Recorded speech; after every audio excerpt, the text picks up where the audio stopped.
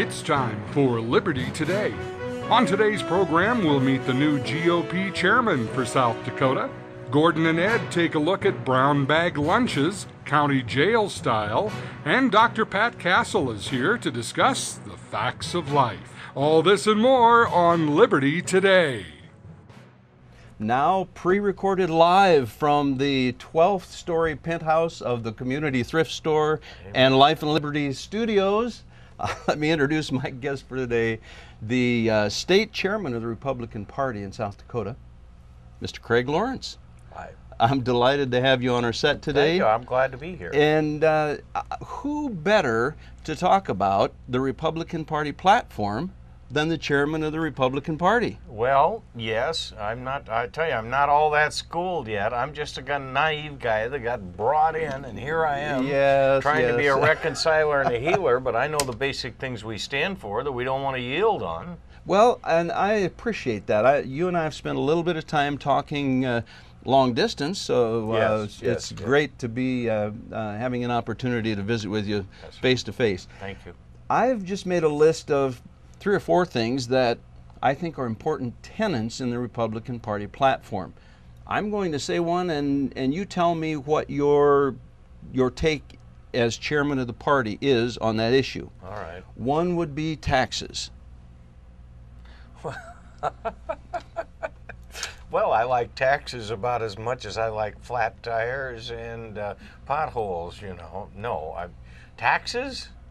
Please, we've had enough. Okay. Well, you sound like the chairman of the Tea Party, so so far we're in great shape. You know what I mean. Yes, taxation is not the solution to our problems, but we seem to have a government in the United States that's gone wild on that. Yes. There is no end. You know, the appetite of government is insatiable because it believes the solution to the problem is to give away. Yeah, more money. And Gordon, I was with. I'm part of a ministry called Here's Life Inner City, and last year I got to go to their conference, and it was all black pastors from the inner city around America, the worst of which, by the way, is North Minneapolis. You'd be surprised. I wasn't aware of that. Yeah, statistically all the worst. And statistically is the place into which we've poured more government money to try and bring people out of poverty than anywhere else, and it has utterly failed. Why can't we connect those dots? I don't know. But I sat with those black pastors and I said, men, why can't you break out?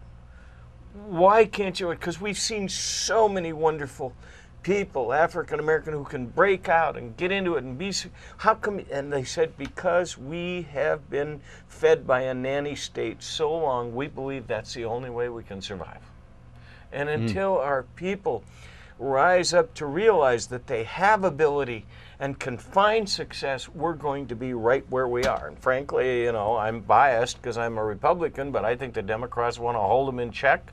So they've got that 96% voting block, but it's so unfair to the entire population. Well, you know, what comes to my mind when you talk about that, Craig, is that this nanny state that you describe in the black community that also describes America at large. Well, South indeed, Dakota, yes. The state budget, most of it comes from the federal government. All right.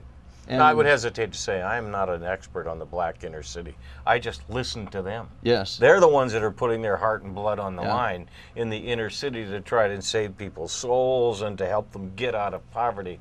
We're not going to get through all the party platform planks in this short If time. I keep talking, okay. No, you're doing fine. But let me ask you about another one. That is life.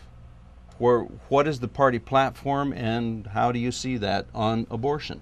Well, I was getting ready to retire. I was in retirement 2 days. I sold out of my company last November 30th. 2 days later, Governor Dugard called me and said, hey, would you go to breakfast with me? Well, I had no idea what he was going to ask me to do. But I was very happy. When the first question he said, we can't even talk until you answer one question for me. And I said, what's that? And he said, how do you stand on life?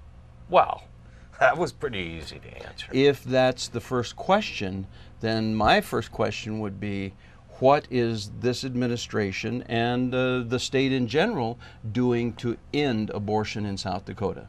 specifically? Specifically, I don't know. I'm not a politician. Don't ask me. But I can tell you, if you're going to have me as Republican chairman in South Dakota, we're not backing up 1 inch on where we're at. Well, but see, backing up is, I'm with you on that.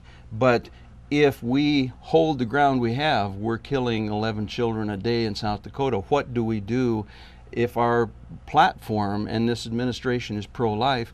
What do we do to advance the cause of life? Any thoughts on that? I don't know how we win. You know, the greater issue is this culture war that we're in, where we see the degradation. We are on the slippery slope that, you know, that C.S. Lewis wrote about. And on all these issues, we slip and we slip and we slip. And I don't think as human beings we have dealt with the reality, as you say it, 11 a day. 11 a day. Yeah. What would we do if 11 people were being run down by automobiles a day and runaway accidents? I don't know how to attack it. I know that there are people that have ardently poured their life into this fight and haven't been able to get over the mark. Leslie and Alan Unruh are good friends of mine. And I don't know what to do. I'm sorry. If you expect the Republican Party chairman to have an answer to that big question, I don't. All I can tell you is that as long as I'm the chairman, we're not even going to talk about any yielding on any. But I don't know what the initiative is that will be required to get over the hump. That's a terrible place to have to end this segment because it only identifies the problem and not really a solution. But we'll be back with more, so hang around.